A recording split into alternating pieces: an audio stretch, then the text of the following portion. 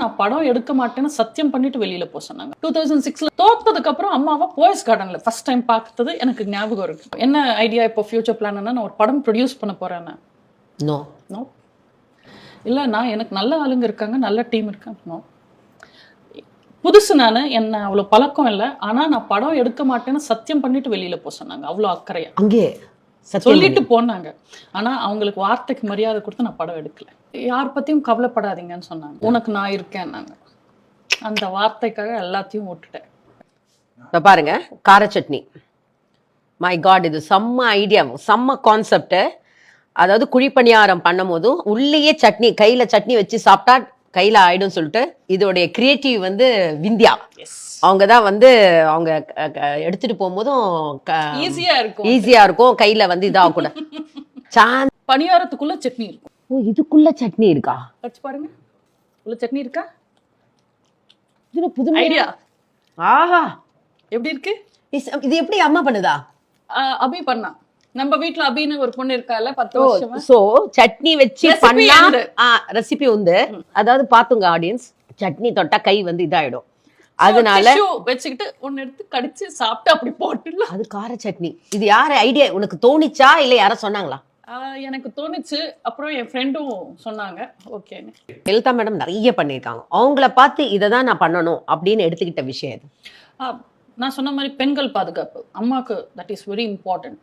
பெண்களை தேவையில்லாம விருப்பம் இல்லாம யார் தொட்டாலும், பெண்களை பாதிச்சாலும் புண்படுத்தினாலும் அம்மாவுக்கு பிடிக்காது. பெண் கமாண்டோ பட கொண்டு வந்தது அம்மா. நமக்கு ஃபாஸ்ட் ட்ராக் அந்த கோட்ஸ் கொண்டு வந்தது அம்மா.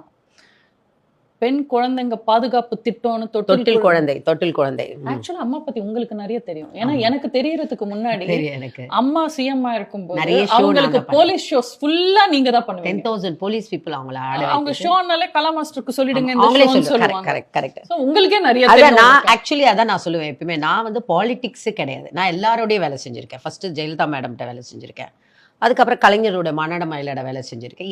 எல்லாருமே ஃப்ரெண்ட்ஸ் தான், தவிர ப்ரொஃபஷனல் தவிர அவங்க எல்லாம் நினைப்பாங்க அந்த இதுல இருக்கீங்களா. இல்ல இப்ப விந்தியாக்காக பேச போக சொன்னா நான் விந்தியாக்காக பேச போவேன். நான் அன்னைக்கு நம்ம வந்து மேடம்காக நான் வந்து அப்போ கூப்பிடும் போது அவங்களே சொன்னாங்க, ரகு வேண்டாம், அவ ஷூட்டிங்ல பிஸியா இருக்கா, கூப்பிடாதுன்னு சொல்லிட்டாங்க. அப்படியே சொல்லிட்டாங்க. ப்ரோக்ராம் அப்படின்னா அங்கேயே அங்க ஐஏஎஸ் ஆஃபீஸர்கிட்ட சொல்லுவாங்க, கலா மாஸ்டர் போய் ஃபிக்ஸ் பண்ணிட்டு வாங்க அப்படின்னு.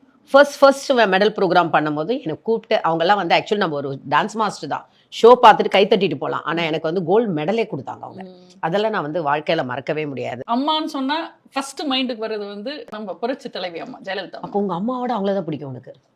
அப்படி ஆயிடுச்சு. ஆமா, 2006 என்ன கட்சிக்கு கூப்பிடும்போது சென்னையில மீட் பண்ண முடியல, விழுப்புரத்துல மீட் பண்ணேன். நானும் சிம்ரன் ஒரே நாள் கட்சியில ஜாயின் ஆனது. இந்த மாதிரி ஒரு ஹால், இந்த மாதிரி ஒரு கர்டன் இருக்கும். அந்த கர்டன்லேருந்து ஃபஸ்ட்டு சின்னம்மா வந்தாங்க. வந்து 2 minutes அக்கா வந்துடுவாங்கன்னு சொன்னாங்க. அதுக்கப்புறம் அவங்க பிஏ வந்து கர்டன் இப்படி திறந்தாரு. அம்மா வந்து மனப்பொண்ணு மாதிரியே நடந்து வந்தாங்க. அவங்களோட வாக் ஆமாம், எனக்கு அது நல்லா ஞாபகம் இருக்கு. அந்த நட அவங்க வந்தது அவ்வளோ ப்ளசண்ட்டாக இருந்தது.